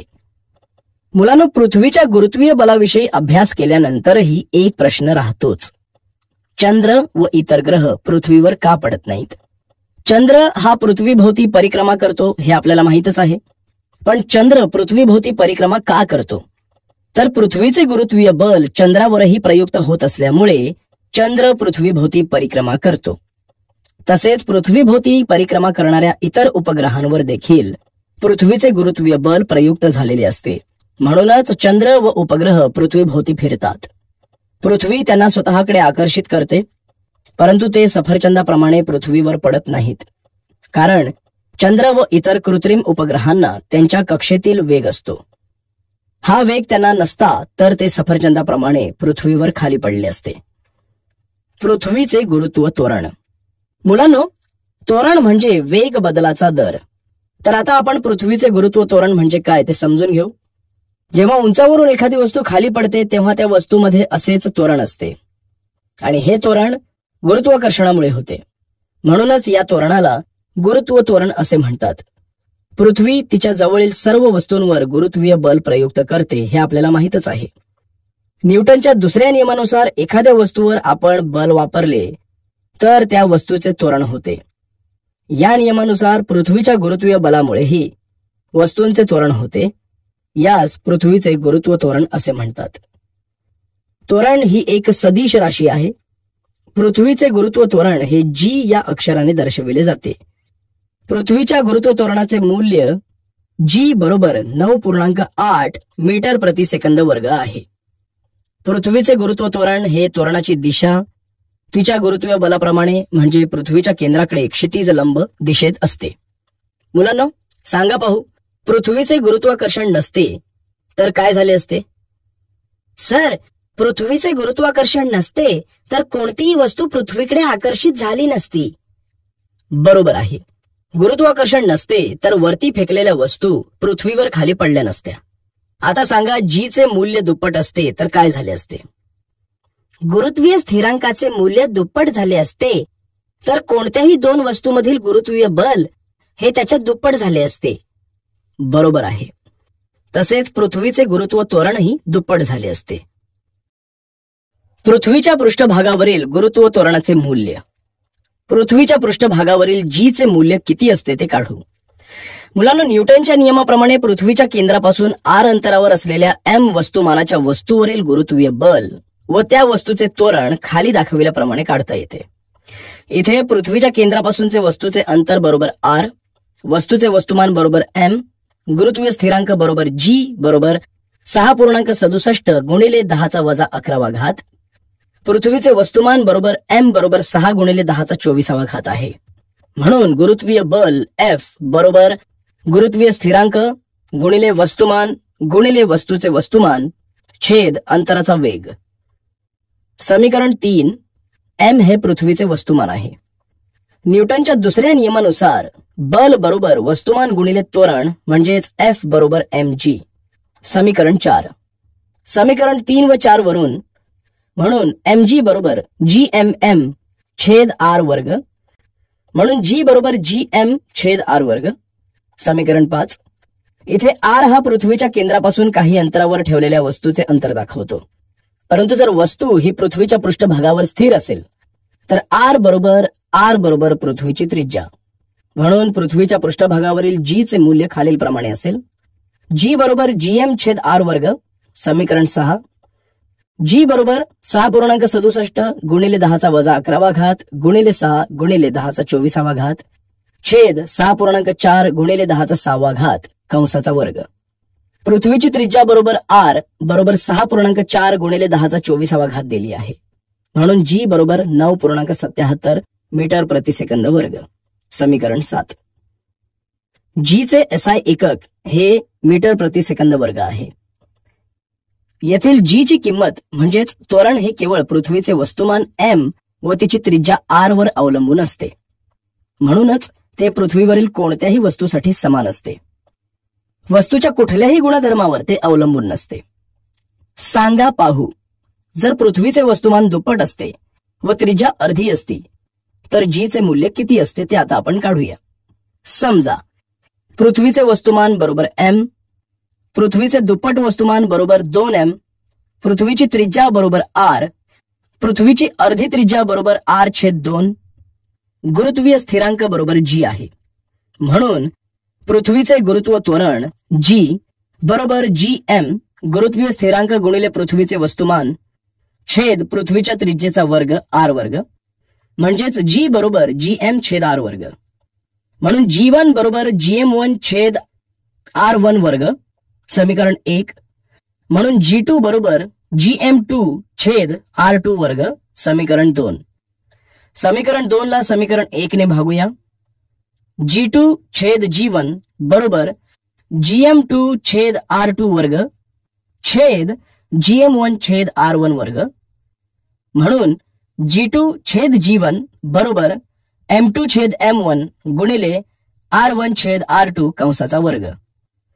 G2 बरोबर G1 गुणिले m2 छेद m1 r1 छेद r2 कंसाचा वर्ग. G2 बरोबर G1 गुणिले 2 गुणिले 2 चा वर्ग. G2 बरोबर G1 गुणिले 2 गुणिले 4 बरोबर G1 गुणिले 8 बरोबर 8G1. म्हणून G2 बरोबर 8G1 म्हणजेच पृथ्वीचे त्वरण G2 चे मूल्य आताच्या 8 पट असेल. G च्या मूल्यात होणारे बदल. मुलांनो, जी म्हणजे पृथ्वीच्या गुरुत्व त्वरणाच्या मूल्यात बदल होतो, कारण वस्तू ही पृथ्वीच्या पृष्ठभागावर असू शकते किंवा ती पृथ्वीपासून काही उंचीवर असू शकते. तर पृथ्वीच्या खोलीनुसार जीच्या मूल्यात म्हणजेच किमतीत बदल होतात. एक, पृथ्वीच्या पृष्ठभागावरील मूल्य. मुलांनो, आपल्याला पडलेला प्रश्न म्हणजेच पृथ्वीच्या पृष्ठभागावर सर्व ठिकाणी जीचे मूल्य समान असेल काय? त्याचे उत्तर नाही असे आहे. याचे कारण म्हणजे पृथ्वी ही पूर्णपणे गोलाकार नाहीये, म्हणून तिच्या पृष्ठभागावरील वेगवेगळ्या बिंदूचे पृथ्वीच्या केंद्रापासूनचे अंतर त्या त्या बिंदूच्या स्थानानुसार बदलते. पृथ्वी स्वतःभोवती फिरत असल्याने तिचा आकार ध्रुवांजवळ थोडा चपटा आहे, तर विषुववृत्तावर थोडा फुगीर आहे. म्हणजेच पृथ्वीची त्रिज्या ध्रुवांजवळ कमी तर विषुववृत्ताजवळ जास्त आहे.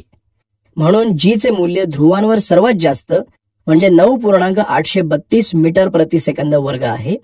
तिथून विषुववृत्ताकडे जात असताना ते कमी कमी होत जाते, म्हणजे विषुववृत्तावर जीचे मूल्य 9.78 मीटर प्रति सेकंद वर्ग आहे. 2, उंचीनुसार बदल. समजा आपण एखादी वस्तू वर फेकली तर तिचे पृथ्वीच्या पृष्ठभागापासूनच्या केंद्रापासूनचे अंतर वाढत जाते. म्हणजेच आपण मागे पाहिलेल्या समीकरण 5 प्रमाणे जीचे मूल्य कमी होत जाते. तसेच पृथ्वीच्या पृष्ठभागापासून वस्तूची उंची पृथ्वीच्या त्रिज्येच्या तुलनेत कमी होते आणि त्यामुळे जीच्या मूल्यात होणारा बदल हा अल्प असतो. उदाहरणार्थ, पृथ्वीची त्रिज्या 6400 किलोमीटर आहे. पृथ्वीच्या पृष्ठभागापासून 10 किलोमीटर उंचीवरून उडणाऱ्या विमानाचे पृथ्वीच्या केंद्रापासूनचे अंतर 6400 किलोमीटर पासून 6410 किलोमीटर पर्यंत वाढल्यामुळे जीच्या मूल्यात होणारा बदल नगण्य असतो. स्पष्टीकरण. विमान हे पृथ्वीच्या पृष्ठभागापासून 10 किलोमीटर उंचीवर उडत असून त्याचे पृथ्वीच्या केंद्रापासूनचे अंतर हे 6400 किलोमीटर आहे. हे केंद्रापासून अंतर 10 किलोमीटर वाढले, म्हणजेच ते 6410 किलोमीटर आहे. म्हणूनच जीच्या मूल्यात अल्प प्रमाणात बदल झाला. तसेच मुलांनो, आपण जेव्हा एखाद्या पृथ्वीपासून उंच असलेल्या उपग्रहाचा विचार करतो तेव्हा त्यांचे पृथ्वीपासूनच्या केंद्राचे अंतर यांचा विचार करतोच, आणि त्या उंचीमुळे होणाऱ्या जीच्या मूल्यात देखील बदल होतो हे देखील आपण विचारात घेतो. त्यासाठी काही विशिष्ट उंचीसाठी जीच्या मूल्यात होणारे बदल खालील तक्त्यात दिले आहेत, ते तुम्ही पहा. यावरून तक्त्यावरून असे लक्षात येते की जसजसे पृथ्वीच्या पृष्ठभागापासून दूर जावे तसतसे आर ची किंमत वाढत जाते आणि जीची किंमत कमी कमी होत जाते. खोलीनुसार बदल. पृथ्वीचे गुरुत्व त्वरण समीकरण 5 या समीकरणानुसार आर चे मूल्य कमी होत जाते व त्यानुसार जीचे मूल्य अधिक व्हायला हवे. परंतु असे होत नाही, कारण वस्तू पृथ्वीच्या केंद्राच्या जवळ जात असते. त्यामुळे वस्तूवर गुरुत्वीय बल प्रयुक्त करणारा भागही कमी होतो. म्हणजे या समीकरणातील एम चे मूल्य म्हणजे पृथ्वीचे वस्तुमानही बदलते. याचा परिणाम म्हणून पृथ्वीच्या आत जात असताना खोलीनुसार जीचे मूल्य कमी होत जाते. मुलांनो, मग मला सांगा, पृथ्वीच्या आत जाताना गुरुत्वाकर्षण बलाच्या दिशेत काही फरक पडेल का? सर, पृथ्वीच्या आत जाताना गुरुत्वाकर्षण बलाच्या दिशेत काहीच फरक पडणार नाही. बरोबर. मग पृथ्वीच्या केंद्रावर 9 चे मूल्य किती असेल? सर, जेव्हा पृथ्वीच्या केंद्राकडे वस्तू जाते तेव्हा पृथ्वीचे वस्तूचे वस्तुमान कमी होत जाते. म्हणजेच वस्तू पृथ्वीच्या केंद्रात गेली तर पृथ्वीचे वस्तुमान 0 होईल आणि जीचे मूल्य पृथ्वीच्या केंद्रावर 0 असेल. अगदी बरोबर आहे. मुलांनो, प्रत्येक ग्रह व उपग्रह यांचे वस्तुमान व त्रिज्या वेगवेगळ्या असतात व समीकरण 6 प्रमाणे त्यांच्या पृष्ठभागावरील जीचे मूल्यही वेगवेगळे असते. हे पृथ्वीच्या गुरुत्वीय बलाच्या 1/6 असते. यामुळे आपण ठराविक बल वापरून चंद्रावर 6 पट जास्त उंच उडी मारू शकतो. वस्तुमान व वजन. आता आपण वस्तुमान व वजन म्हणजे काय ते जाणून घेऊ. वस्तुमान. पदार्थाच्या द्रव्य संचयालाच वस्तुमान म्हणतात. पदार्थात नैसर्गिकपणे स्थिती बदलास विरोध करण्याची प्रवृत्ती असते, म्हणजेच जडत्व असते. वस्तुमान हे वस्तूच्या जडत्वाचे गुणात्मक माप आहे. जितके वस्तुमान जास्त तितके जडत्व जास्त. वस्तुमान ही अदिश राशी आहे. अदिश राशी म्हणजे केवळ परिमाणाच्या सहाय्याने जी राशी व्यक्त करता येते तिला अदिश राशी म्हणतात. उदाहरणार्थ लांबी, क्षेत्रफळ, वस्तुमान इत्यादी. अदिश राशी ही फक्त परिमाण व्यक्त करते. ही राशी दिशा व्यक्त करू शकत नाही. म्हणून जगात कुठेही गेलात तरी वस्तुमानाचे मूल्य बदलत नाही. त्याचे मूल्य सगळीकडे सारखेच असते. वस्तुमानाचे SI एकक किलोग्रॅम आहे. न्यूटनच्या पहिल्या नियमानुसार वस्तुमान हे वस्तूच्या जडत्वाचे गुणात्मक माप आहे. म्हणजे जितके वस्तुमान जास्त तितके जडत्वही जास्त असते. वजन. वजन हा शब्द आपण आपल्या दैनंदिन जीवनात खूप वेळा वापरतो. ज्या वस्तू आपण ग्रॅम किलोग्रॅम मध्ये मोजतो ते त्याचे वजन नसून वस्तुमान आहे. या वस्तुमानावर जेवढे गुरुत्वीय बल कार्य करते त्याला वजन असे म्हणतात. म्हणजेच एखाद्या वस्तूला पृथ्वी ज्या गुरुत्वीय बलाने आपल्या केंद्राच्या दिशेने आकर्षित करते त्याला वस्तूचे वजन असे म्हणतात. म्हणून वजन ही सदिश राशी आहे. ती पृथ्वीवर वेगवेगळ्या ठिकाणी वेगवेगळी भरते. सदिश राशी म्हणजे परिमाण व दिशा यांच्या सहाय्याने पूर्णपणे व्यक्त करता येणारी राशी होय. M वस्तुमान असलेल्या वस्तूवरील पृथ्वीचे गुरुत्वीय बल समीकरण 4 वरून W बरोबर वेट म्हणजेच वजन, म्हणून वजन W बरोबर F बरोबर mg, G बरोबर gm छेद r वर्ग. वजन हे बल असल्याने त्याचे SI एकक न्यूटन म्हणजेच N आहे. बोलीभाषेत आपण वजन या शब्दाचा वापर वजन व वस्तुमान या दोन्ही अर्थांनी करतो आणि एखाद्या वस्तूचे वजन हे किलोग्रॅम मध्ये म्हणजे वस्तुमानाच्या एककात मोजतो. समजा तुम्हाला कोणी तुमचा मित्र राजीवचे वजन विचारले तर तुम्ही काय सांगाल? सर, राजीवचे वजन 75 किलोग्रॅम आहे. परंतु जेव्हा आपण राजीवचे वजन 75 किलोग्रॅम आहे असे म्हणतो तेव्हा आपण राजीवचे वस्तुमान सांगत असतो. 75 किलोग्रॅम वस्तुमानावर जेवढे गुरुत्वीय बल प्रयुक्त होते तेवढे राजीवचे वजन आहे असे आपल्याला अभिप्रेत असते. मग राजीवचे वस्तुमान 75 किलोग्रॅम असल्यामुळे पृथ्वीवर त्याचे वजन बल बरोबर वस्तुमान गुणिले पृथ्वीचे गुरुत्व त्वरण म्हणजेच F बरोबर mg. इथे M बरोबर वस्तुमान बरोबर 75 किलोग्रॅम, G बरोबर 9.8 मीटर प्रति सेकंद वर्ग आणि F बरोबर किती विचारले आहे. म्हणून F बरोबर 75 गुणिले 9.8 बरोबर 735 न्यूटन. म्हणून पृथ्वीवर राजीवचे वजन 735 न्यूटन आहे.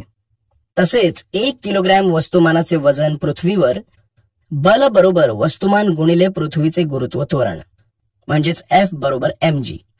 म्हणून F म्हणजेच बल बरोबर 1 गुणिले 9.8 बरोबर 9.8 न्यूटन. म्हणून 1 किलोग्रॅम वस्तुमानाचे वजन पृथ्वीवर 9.8 न्यूटन इतके आहे. आपल्या दैनंदिन जीवनात वजन मापणारी उपकरणे आपल्याला वस्तुमानच सांगतात. दुकानात असलेला समभुजा तराजू 2 वजनांची व पर्यायाने 2 वस्तुमानांची तुलना करतो. म्हणून आता वस्तुमान व वजन यातील फरक स्पष्ट करूया. वजन, वस्तुमान. वजन 1. एखाद्या वस्तूला पृथ्वी ज्या गुरुत्वीय बलाने आपल्या केंद्राच्या दिशेने आकर्षित करते त्याला वस्तूचे वजन म्हणतात. वस्तुमान 1. एखाद्या वस्तूचे वस्तुमान म्हणजे त्या वस्तूमध्ये असणाऱ्या द्रव्य संचयाचे मापन होय. 2. वजन या राशीला दिशा व परिमाण दोनही असतात. वस्तुमान या राशीला परिमाण असते पण दिशा नसते. 3. इथे G चे मूल्य सगळीकडे बदलते, इथे G चे मूल्य सारखेच राहते. 4. SI एकक न्यूटन आहे, SI एकक किलोग्रॅम आहे. 5. वजन हे पृथ्वीच्या केंद्राशी 0 होते, वस्तुमान कधीही 0 होऊ शकत नाही. 6. वजन ही सदिश राशी आहे, वस्तुमान ही अदिश राशी आहे. जरा डोके चालवा. मुलांनो, समजा तुम्ही पृथ्वीच्या पृष्ठभागापासून उंच गेल्यास तुमचे वजन स्थिर राहील का? नाही. बरोबर. तुम्ही पृथ्वीच्या पृष्ठभागापासून उंच गेल्यास तुमचे वजन स्थिर राहणार नाही, कारण जसजसे पृथ्वीच्या पृष्ठभागापासून उंच जावे तसतसे तुमचे वजन कमी होत जाईल. समजा तुम्ही एका उंच शिडीवर उभे आहात. पृथ्वीच्या केंद्रापासून तुमचे अंतर 2 r असल्यास तुमचे वजन किती असेल ते आता आपण काढूया. इथे M बरोबर पृथ्वीचे वस्तुमान, M बरोबर तुमचे वस्तुमान, G बरोबर गुरुत्वीय स्थिरांक, पृथ्वीच्या केंद्रापासून तुमचे अंतर बरोबर r वर्ग बरोबर 2r कंसाचा वर्ग. म्हणून वजन बरोबर gmm छेद r वर्ग बरोबर gmm छेद 2r कंसाचा वर्ग बरोबर gm छेद 4r वर्ग बरोबर 1/4 गुणिले gmm छेद r वर्ग बरोबर पृथ्वीवरील वजन छेद 4. म्हणून पृथ्वीच्या केंद्रापासून तुमचे अंतर 2 r असल्यास तुमचे वजन पृथ्वीवरील वजन छेद 4 असेल. सोडविलेली उदाहरणे. उदाहरण, जर एका व्यक्तीचे वजन पृथ्वीवर 750 न्यूटन असेल तर चंद्रावर तिचे वजन किती असेल?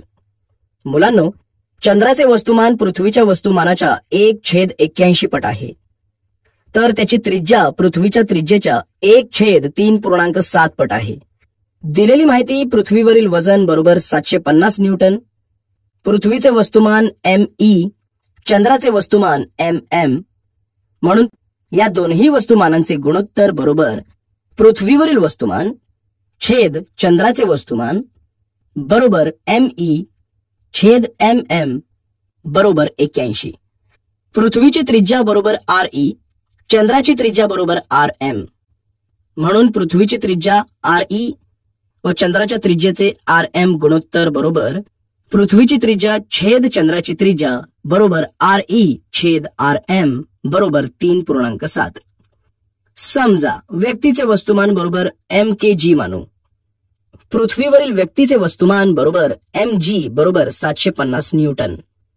म्हणून mg बरोबर 750 बरोबर mg me छेद re वर्ग, ज्या अर्थी g बरोबर gm छेद r वर्ग व्यक्तीचे पृथ्वीवरील वजन असल्यामुळे me व re वापरलाय.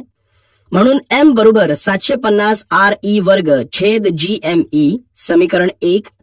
व्यक्तीचे चंद्रावरील वजन बरोबर mgmm छेद rm वर्ग. चंद्रावरील वजन असल्यामुळे rm व mm वापरतो. म्हणून m बरोबर rm वर्ग छेद mgmm.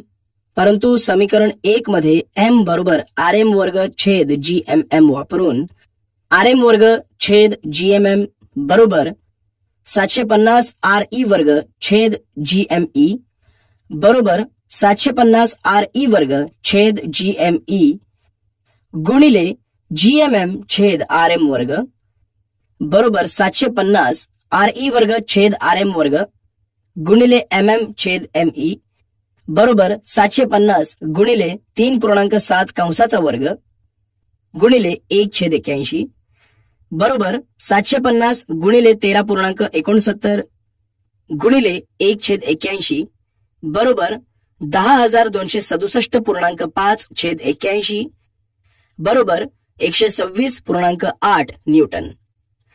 चंद्रावर एखाद्या वस्तूचे वजन केले असता ते त्याच वस्तूच्या पृथ्वीवरील वजनापेक्षा 6 पट कमी होणार. वस्तूचे चंद्रावरील वजन आपण mgm असे लिहू शकतो. इथे gm म्हणजे चंद्रावरील गुरुत्वीय त्वरण, म्हणजेच चंद्रावरील त्वरण हे पृथ्वीवरील त्वरणाच्या 1/6 आहे.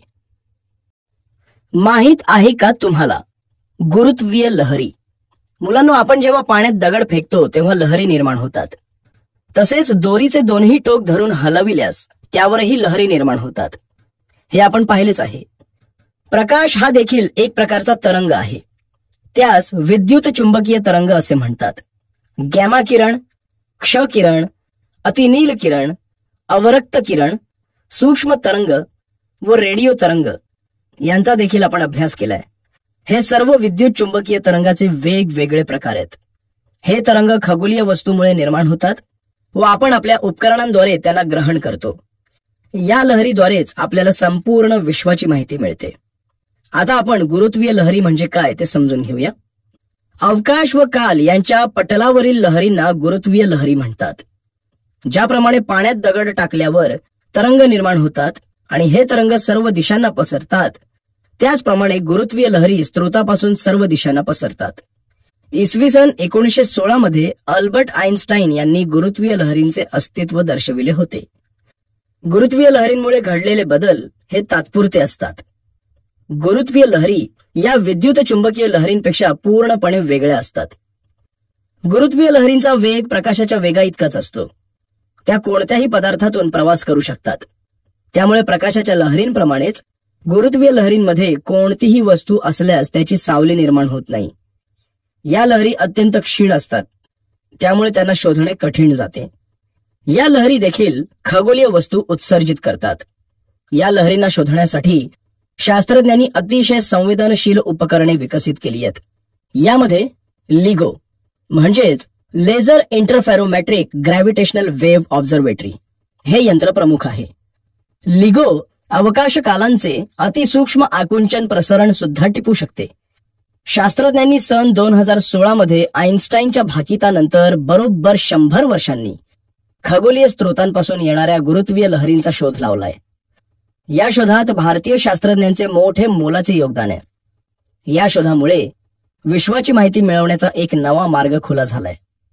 भारतात पुणे, अमेरिका व इटली अशा 3 ठिकाणी या शोधाबाबतची माहिती एकाच वेळी जाहीर करण्यात आली. पुण्यात आयुका संस्थेत ही घोषणा करण्यात आली. मुक्त पतन, फ्री फॉल. मुलांनो, एक लहान दगड हातात धरा. त्यावर कोणकोणती बले प्रयुक्त होत आहेत ते सांगा. आता तो दगड हळूच सोडून द्या. तुम्हाला काय आढळेल? तुम्ही सोडून दिल्यावर त्या दगडावर कोणते बल प्रयुक्त झाले? तुम्हाला आढळेल की दगड हातात धरला असताना त्यावर आपण प्रयुक्त केलेले बल व पृथ्वीचे गुरुत्वीय बल प्रयुक्त होते. आपण जर दगड हळूच सोडून दिला तर तो खाली पडेल. सोडून दिलेल्या दगडावर पृथ्वीचे गुरुत्वीय बल आणि हवेने प्रयुक्त केलेले बल असेल. मुलांनो, पृथ्वीचे गुरुत्वीय बल सगळ्या वस्तूंवर प्रयुक्त होते हे आपल्याला माहीतच आहे. आपण जेव्हा दगड हातात धरलेला असतो तेव्हा देखील हे बल प्रयुक्त होतच असते. परंतु आपण आपल्या हाताने विरुद्ध दिशेने बल लावले असल्यामुळे तो दगड स्थिर होतो. आपण जेव्हा दगड हातातून खाली सोडतो तेव्हा पृथ्वीचे गुरुत्वीय बल प्रयुक्त होऊन दगड जमिनीवर खाली पडतो. जेव्हा एखादी वस्तू केवळ गुरुत्वीय बलाच्या प्रभावाने गतिमान असेल तर त्या गतीला मुक्त पतन असं म्हणतात. म्हणजेच दगडाचे मुक्त पतन होते. मुक्त पतनात आरंभीचा वेग 0 असतो. नंतर कालानुसार गुरुत्वीय त्वरणामुळे तो वाढत जातो.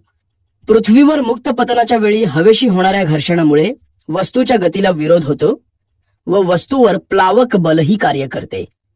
प्लावक बल म्हणजे द्रवात बुडालेल्या किंवा वायूत असलेल्या वस्तूला वरच्या दिशेने ढकलणाऱ्या बलाला प्लावक बल असं म्हणतात.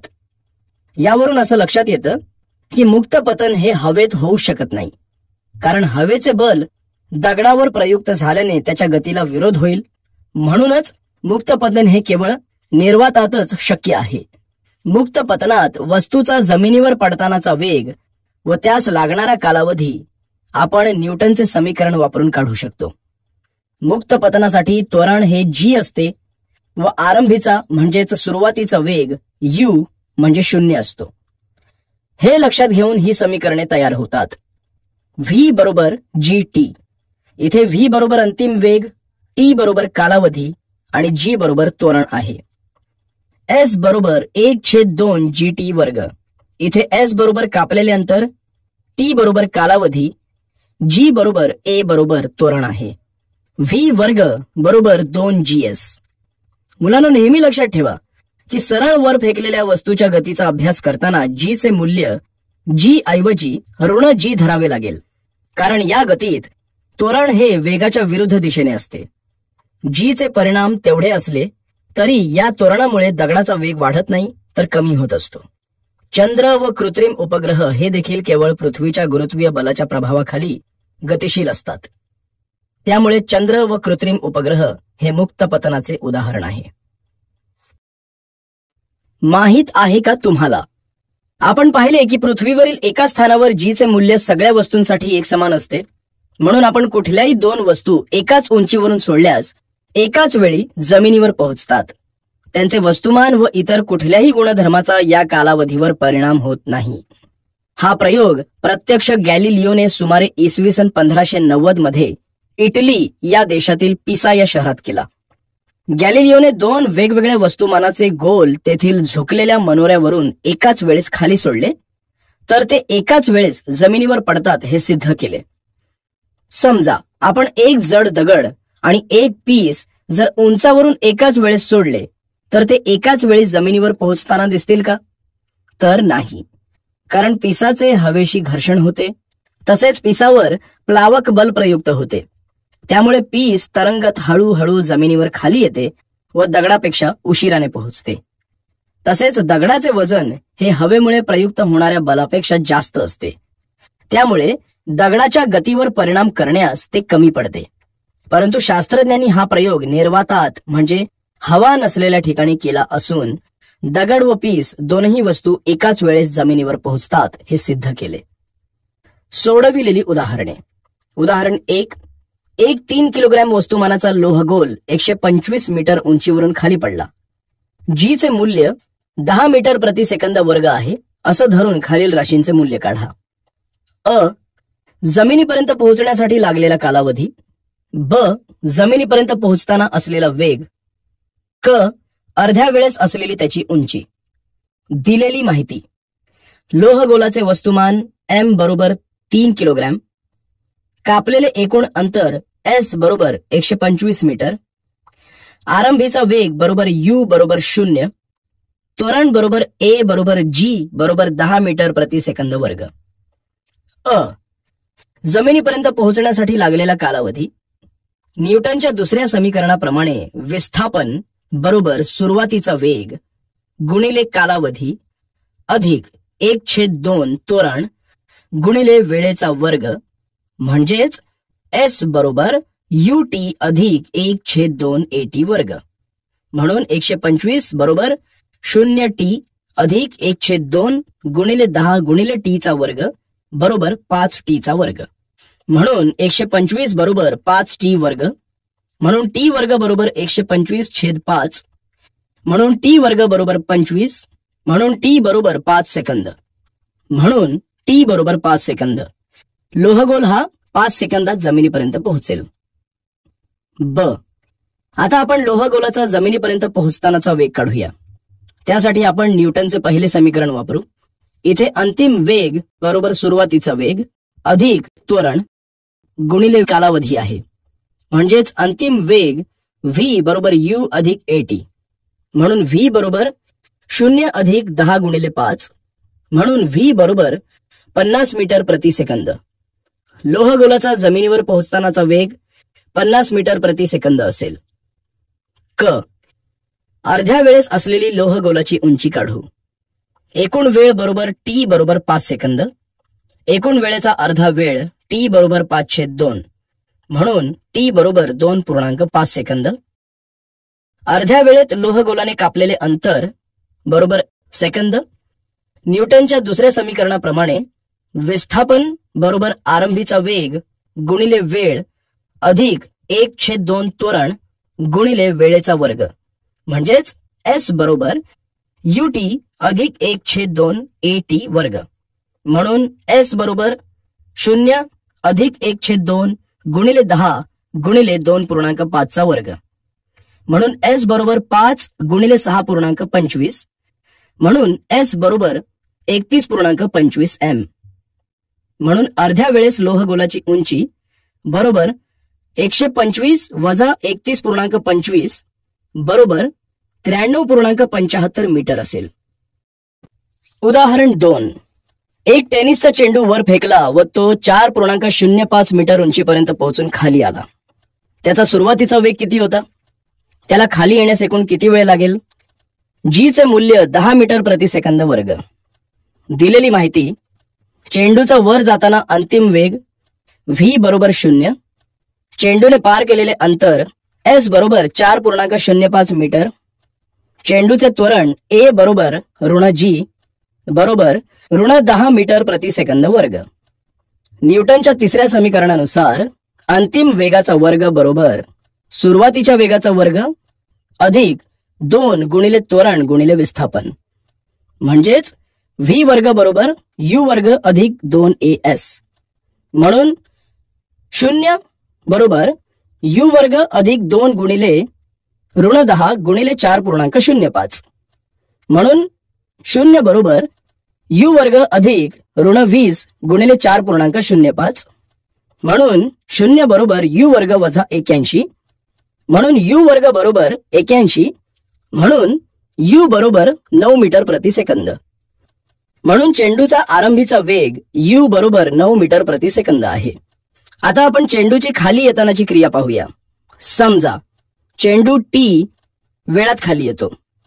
चेंडूचा आरंभीचा वेग बरोबर 0 मीटर प्रति सेकंद. चेंडूने पार केलेले अंतर बरोबर 4.05 मीटर. चेंडूचे त्वरण व त्याचा वेग एकाच दिशेने असल्याने a बरोबर g बरोबर 10 मीटर प्रति सेकंद वर्ग आहे. म्हणून न्यूटनच्या दुसऱ्या समीकरणाप्रमाणे एस बरोबर युटी अधिक 1/2 एटी वर्ग असतो.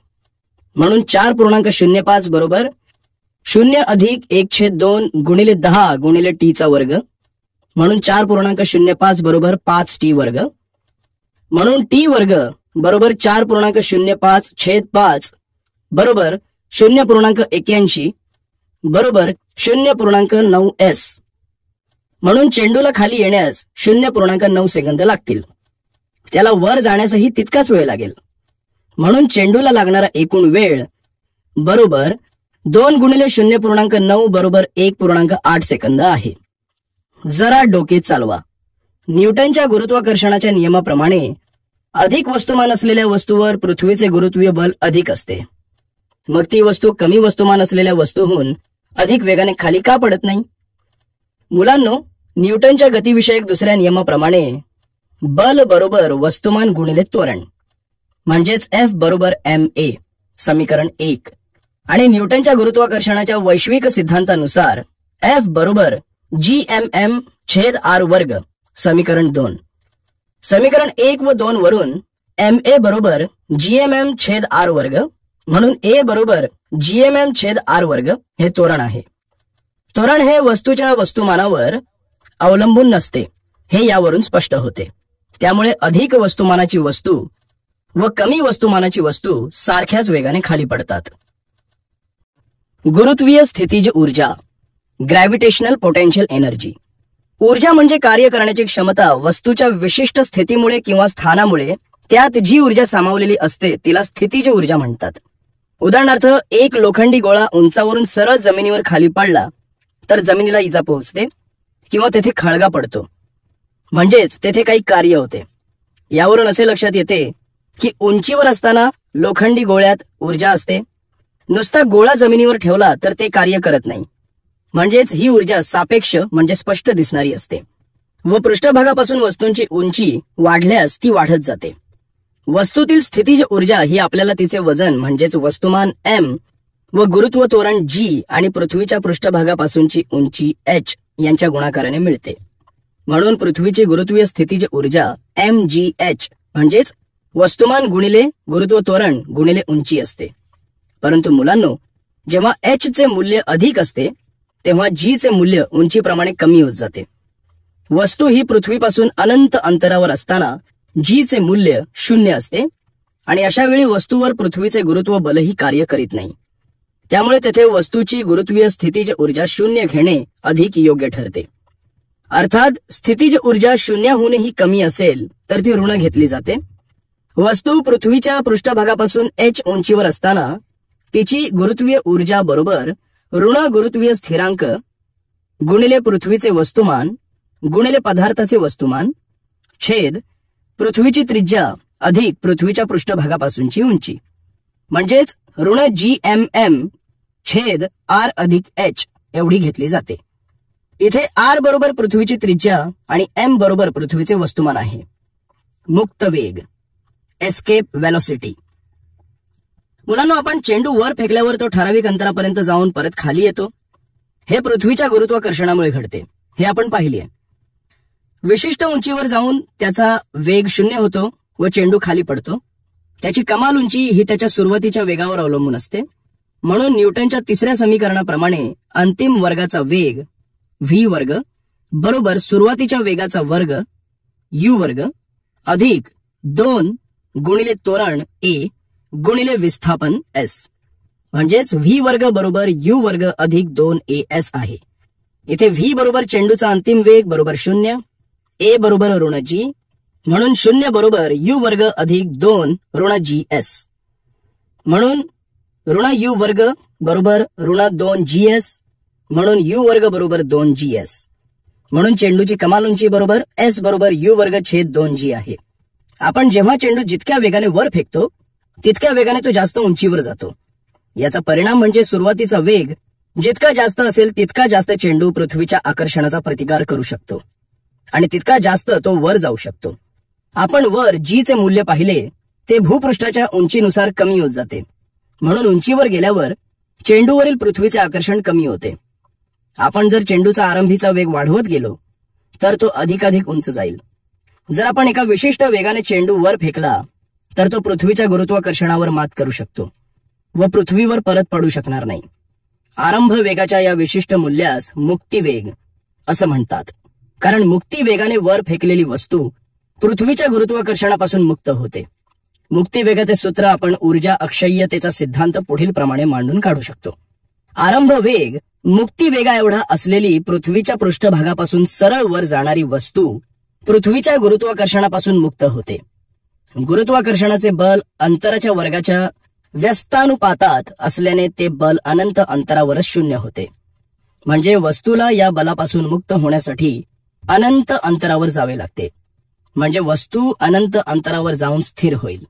यावरून आपल्या असे लक्षात येते की वस्तूला पृथ्वीच्या पृष्ठभागापासून अनंत म्हणजे खूप दूर अंतरावर स्थिर होण्यासाठी ती वस्तू एका विशिष्ट बलाने म्हणजे मुक्तिवेगाने वर फेकली पाहिजे.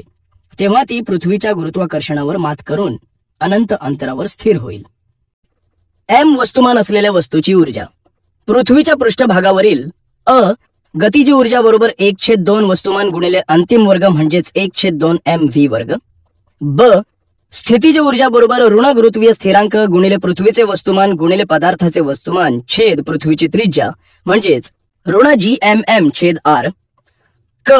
एकूण ऊर्जा बरोबर E1 बरोबर गतीज ऊर्जा अधिक स्थितीज ऊर्जा बरोबर 1/2 mv वर्ग मुक्तिवेग अधिक ऋण gmm/r बरोबर 1/2 mv वर्ग मुक्तिवेग वजा gmm/r. अनंत अंतरावरील m वस्तुमान असलेल्या वस्तूची ऊर्जा गतीज ऊर्जा बरोबर 0. स्थितीज ऊर्जा बरोबर ऋण gmm/∞ बरोबर 0. एकूण ऊर्जा बरोबर E2 बरोबर गतीज ऊर्जा अधिक स्थितीज ऊर्जा बरोबर 0. आता ऊर्जा अक्षय्यतेप्रमाणे E1 बरोबर E2 म्हणून 1/2 mv वर्ग मुक्तिवेग वजा gmm/r बरोबर 0 म्हणून v वर्ग मुक्तिवेग बरोबर 2 gm/r म्हणून v वर्ग मुक्तिवेग बरोबर वर्गमुळात 2 gm/r बरोबर वर्गमुळात 2 gr बरोबर वर्गमुळात 2 गुणिले 9.8 गुणिले 6.4 गुणिले 10⁻⁶ बरोबर 11.2 किलोमीटर प्रति सेकंद.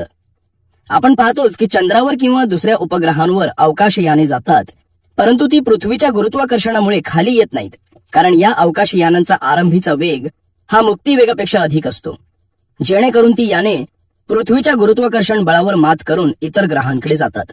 सोडविलेले उदाहरण. चंद्राचे वस्तुमान व त्रिज्या अनुक्रमे 7.34 गुणिले 1022 किलोग्रॅम व 1.74 व 10⁻⁶ m आहे, तर चंद्रावरील मुक्तिवेग काढा. दिलेली माहिती. चंद्राचे वस्तुमान m बरोबर 7.34 गुणिले 10⁻22 किलोग्रॅम. चंद्राची त्रिज्या r बरोबर 1.74 गुणिले 10⁻⁶ m आणि गुरुत्वीय स्थिरांक g बरोबर 6.67 गुणिले 10⁻11 nm वर्ग प्रति किलोग्रॅम वर्ग.